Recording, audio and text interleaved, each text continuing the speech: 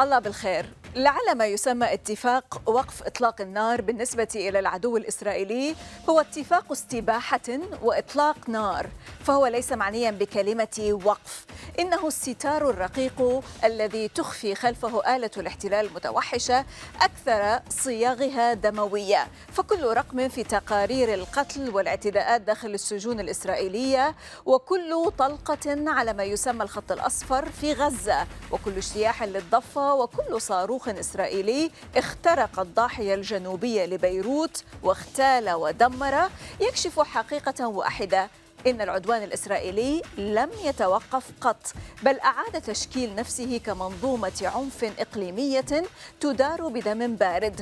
صور خيم خان يونس الغارقة بالمطر، صرخات الأسرى تحت التعذيب، المنازل المحترقة في بيت لحم، صدى الانفجارات في قلب بيروت، كلها ليست وقائع متفرقة، بل أجزاء من هندسة قمع واحدة وإرهاب واحد. المسألة لم تعد هل ستستمر إسرائيل في خرق اتفاق وقف الأعمال العدائية في لبنان وغزة؟ هي تستمر بالفعل. المسألة باتت: هل يملك العالم بعد القدرة الأخلاقية على مواجهة هذا النظام العبثي السقيم الذي يمارس الاعتداء والحرب وهو يرتدي قناع ما يسمى السلام؟ وهل العلاقة الخاصة بين إسرائيل والولايات المتحدة الأمريكية اليوم تتهاوى؟ لقد وصلت المنطقة إلى لحظة مفصلية، صراع يتجاوز الجغرافيا ويمتحن كل من ظن أنه خارج اللعبة. هنا يبدأ الاختبار الحقيقي: من يصنع الموج ومن سيغرق عندما يعصف التيار؟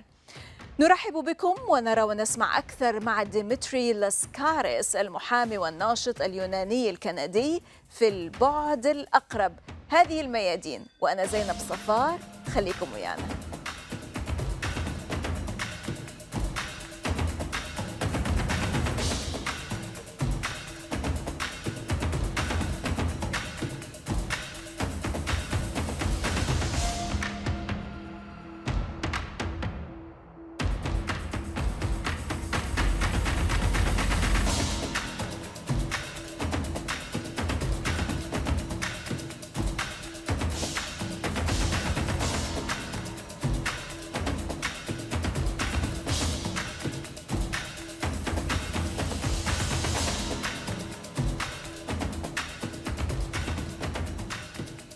Salam and welcome to الميادين. This is Zainab Al-Safar for the proximate aspect, and my dear guest is Dimitri Laskaris, Canadian lawyer, activist and journalist, joining us from Montreal. Dimitri, pure pleasure to have you. Pleasure to be here. Thank you for inviting me. Most welcome. Well, before we get into the heart of it, I'm curious, Dimitri, when you look at the Palestinian cause, what stands out to you first? Why is Palestine so important, and why does it still matter to people thousands of miles away? Well, two things stand out for me. The first is the utter depravity of Western governments that have supported this genocide, and secondly, the incredible fortitude, courage, and steadfastness of the Palestinian people, that they have survived this, and not only survived it, but continue to resist their extermination and oppression. It's an accomplishment of historic caliber, and something that I think will be remembered for generations to come. What I think was particularly troubling for those of us living here in the West is that, and I think this is the reason why all human beings, whatever their concerns may or may not be about the region of West Asia and Palestine, what should be foremost in our minds is if the people who are doing this to the Palestinians succeed in exterminating them. I don't believe they will, but if they were to succeed and they were not to be held accountable for this horrible series of atrocities that we've been witnessing for over 2 years, then they will come after us. Our own children here living in the West will not be safe. Our future will be in jeopardy. Right. The most basic concepts of civilization. So really what is at stake here is basic human decency. And the Palestinians are on the front line of a Mhm. civilizational war for human decency. Excellent. In a similar context, Dimitri, did the UN Security Council betray the Palestinian people by endorsing the Trump deal or the so-called peace plan? Absolutely. It was a betrayal of historic proportions. The best analogy that I can offer is imagine if the UN Security Council had existed at the time of the Second World War, and the uh, the German Nazis proposed a plan that would put Hitler in charge of Auschwitz. Mhm. That's exactly what this is in substance. They have put the perpetrators of the genocide from a legal perspective, or attempted to put them legally in custody of the crime site, and in addition, have not imposed any consequences upon Israel for its depraved behavior. No reparations, no denunciations in this so-called peace plan, no calls for the Israeli war criminals or the American war criminals who have armed them to be held accountable in a court of law. They've given them a complete clean slate from a legal liability perspective while empowering them to do as they wish with Gaza. It Mhm. is literally like putting Hitler in charge of Auschwitz. True. Now, how deeply, Dimitri, are Western liberal democracies implicated, as you said, legally and structurally in Gaza's destruction, given their private sector tech giants provide the cloud and AI backbone for systems used in mass civilian targeting? Well, let's bear in mind that Israel is a geopolitical pipsqueak. It is a country of some 10 million people. 20% of its population is Palestinian. They want nothing to do with this genocide. They're opposed to it. It is a country with minimal resources. It could never get away with what it is doing in this region to the indigenous peoples of the region in Lebanon, in Palestine, and elsewhere without massive support from the West. And the West has provided support in every conceivable way. They've provided military equipment, they've provided intelligence, they provided economic support, they have provided immunity from legal prosecution, they have provided propagandistic and rhetorical support, trying to justify what Israel is doing. In every imaginable way, every major Western government, including the government of the country where I'm currently situated, Canada, Mhm. has provided multifaceted support for this genocide. And the people who should ultimately be held responsible for this are the leaders of Western governments. They too must Mhm. pay a price. What about the forces of the people? Well, everyone I talk to, certainly every person I have contact with, their heart and soul is with the Palestinian Mhm. people and those who are resisting oppression in the region. There are, unfortunately, a certain number of people in our society who remain to this very day under the influence of a very effective, sinister, and increasingly aggressive propaganda system. But the majority of people living in the West today, and I believe polls bear this out, are absolutely horrified by what is being done to the Palestinian people. And in their minds, Israel is a monster Mhm. whose image cannot be rehabilitated at this stage. Right. Might you, Dimitri, share your expose highlighting how some local armed groups, thugs, and gangs are manipulated and enabled by Israeli security services to further destabilize the Palestinian people in Gaza?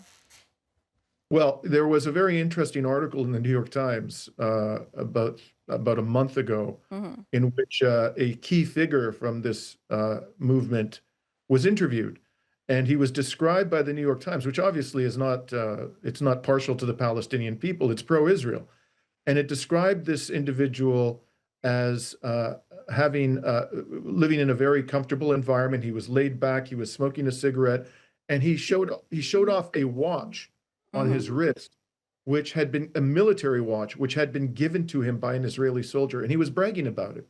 He was bragging about the fact that the perpetrator of the genocide was giving him gifts. Mhm. So there's no question that these are not rebels. These are not people who want to replace the current resistance government of the Gaza Strip with another. These are simply people who are exploiting their own fellow Mhm. Palestinians for personal gain. And, I must say, you can find this in every society. This is not peculiar to Palestinians. There are always, sadly, in every situation of oppression, some small number of people who are willing to collaborate with the oppressor, and the Palestinians no different. They have that problem as well. So the so-called ceasefire is functionally a fiction, Dimitri. Why does Israel breach every ceasefire agreement, whether in Lebanon or in Gaza, though overseen by the US of A with utter impunity? Does the recent Israeli strike on Beirut's southern suburb reveal a regional doctrine where Gaza, the West Bank and Lebanon are treated as a single continuous front, allowing Israel to bypass international law by dispersing its violations across multiple geographies? As I've said many times, the best way to think of Israel is a gigantic United States military base masquerading as a country. It's not a real country. It is a tool that was set up to impose the will of Western oligarchs on the region in the aftermath of the Second World War. The United States military planners looked at the region. They called it the stupendous source of strategic power. They said it was the greatest material prize in human history. And it's not just because of the oil and gas in the region. This is the nexus between Asia, Africa, and Europe. The trade routes are very important. The human resources of the region are quite impressive. So the Americans set out, along with the British and other Western powers, to assert their dominance over the region. And that's what Israel is designed to do. And they are simply trying to exterminate any and all resistance to American hegemony at this particular moment. And the reason why I think this genocide is happening now is because Western power is in rapid decline. And so they are desperately clinging to, as military planners put it, the greatest material prize in human history, because they know if they lose control of West Asia, the era of Western hegemony will truly be over. Right. In a similar vein, some observers note that Trump's Saudi F-35 deal and regional realignment are eroding Israel's long-held qualitative military edge and weakening its diplomatic leverage. Is Israel's strategic decline on the world stage, including the erosion of its U.S. special relationship and the loss of regional primacy, being accelerated intentionally by Netanyahu as leverage for personal legal survival today?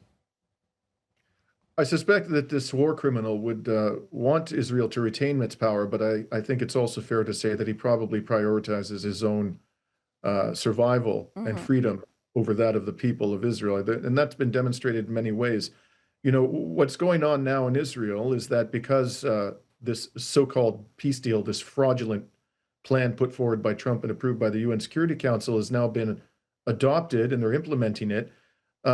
The whole narrative that Israel is at war is no longer sustainable within Israeli society. And so the people are demanding that there be a public inquiry into what happened on October 7th.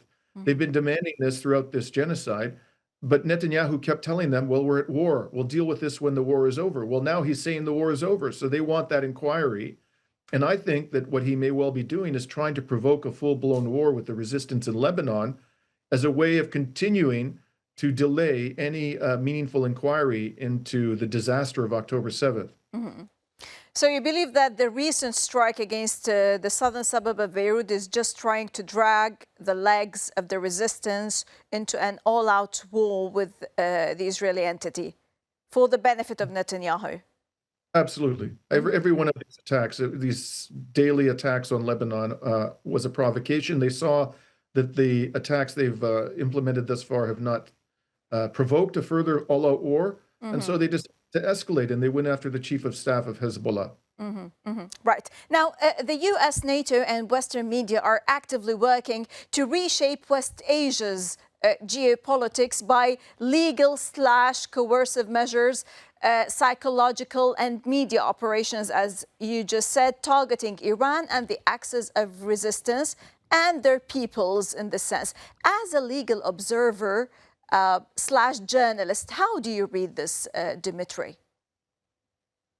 Well, as a legal observer, they've destroyed any credibility that the international legal system had. You know, the United States not only has fueled this genocide, the United States, its attacks on Yemen were an aggression, a violation of the UN Charter. Its bombing of Iran Not only was that a violation of the UN Charter, but it was also a war crime because they bombed nuclear facilities, which have a specially protected status in international law for obvious reasons.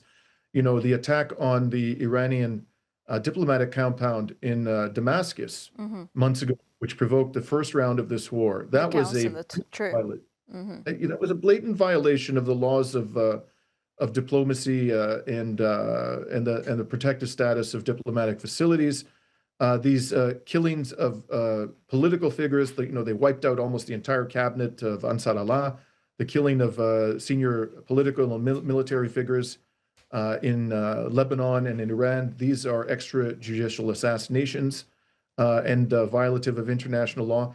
They have violated international law 6 ways from Sunday, and not one of them has been held accountable. So we are, you know, because of all of this, we are descending into the law of the jungle internationally. And this is why I said at the very outset that although we should be prioritizing the salvation of the Palestinian people, this actually implicates all of us. We are all at risk if we allow it to continue. Exactly. In talking about the law of the jungle, let's talk Canada. Now, Trump has repeatedly made public statements about making Canada the 51st U.S. state, reclaiming the Panama Canal and acquiring Greenland. Canadian officials take these comments seriously. Is Trump gearing up to erase Canada's sovereignty and rewrite the map while the world watches in silence, or is he now deviated into tackling the issue of Venezuela and then an eye into the Levant? What do you say? Well, when Trump referred to Canada as the 51st state and the former Canadian Prime Minister Justin Trudeau as a governor, I must admit that I laughed. Rather cynically, because as someone who was born and raised in this country, I came to the conclusion a long time ago that Canada in many ways already is the 51st state of the United States. Our policy, our foreign policies are dictated by Washington. Our domestic policies to a large degree are constrained by the dictates of Washington as well. Our economy is existentially dependent upon trade in the United States. Canada is a very resource-rich country with an educated population. It could be a sovereign nation if it's politically wanted to be. But in order for that to happen, we would have to, we'd have to disentangle ourselves from the American empire. But instead, our leaders over decades have enmeshed us further and further inside the American empire. And now we're just basically a satellite of the United States. Now, other countries in the region, most notably, you mentioned Venezuela, Mexico, these are countries that have a much higher degree of sovereignty, especially Venezuela, than Canada does. And so I'm not so concerned that Trump would use military force against us, because he doesn't have to. We already largely are dependent and completely servile vis-a-vis Washington. But in the case of Venezuela, that is a country which is serious about its own sovereignty. And I think he's perfectly capable of going above and beyond the crimes he's already committed in the Caribbean.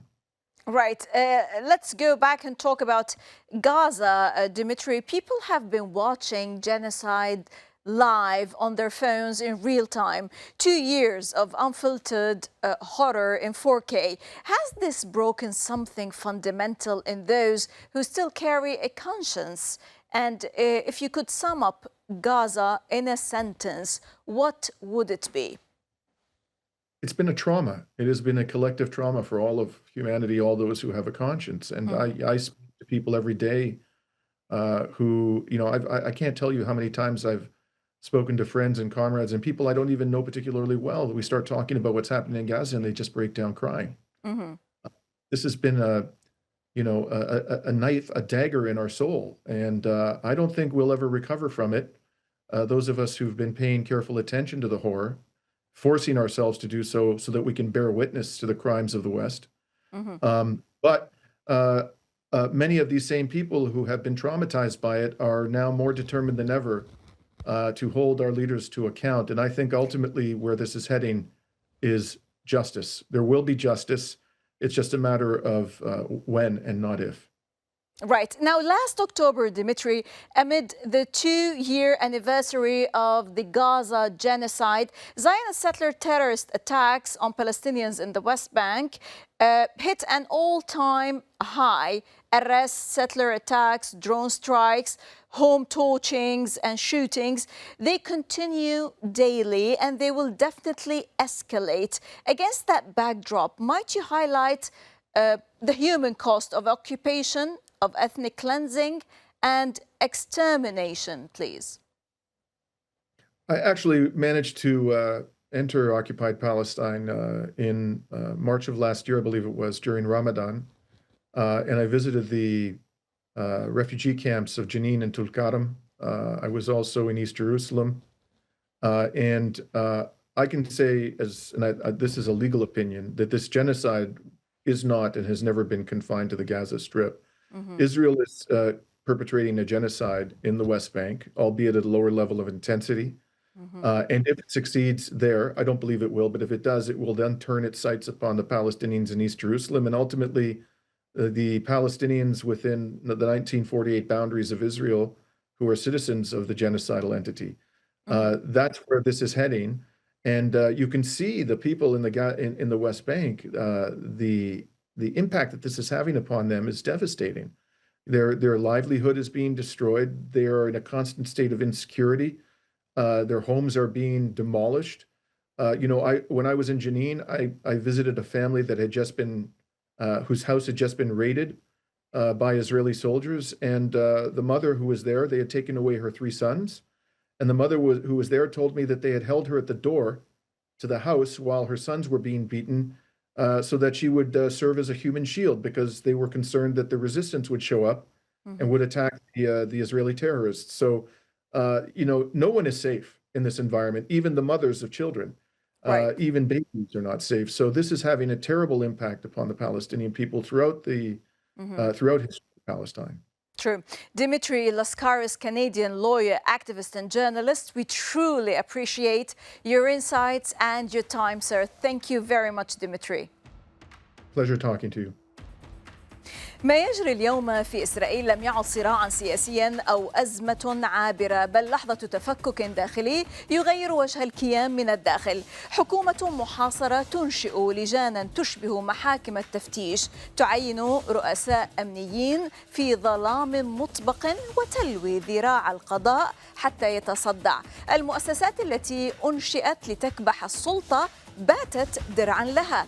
المنطقة تتحرك وتغلي بلهيب النيران، والاعتداءات الإسرائيلية غير الآبهة بأي اتفاق ولو برعاية أمريكية. وواشنطن تعيد الحسابات، أوروبا تتململ، والإقليم يتحرك على إيقاع جديد، وتل أبيب تفقد مركزيتها، بينما العفن الداخلي يطفو على السطح. في هذا المشهد من الخداع الممأسس وانهيار الضوابط وتغير موازين القوى والفوضى، يبقى السؤال الحاسم: هل يستطيع كيان أن ينجو حين يصبح حراسه مشغولين بحماية أنفسهم؟ من كل الميادين، حياكم.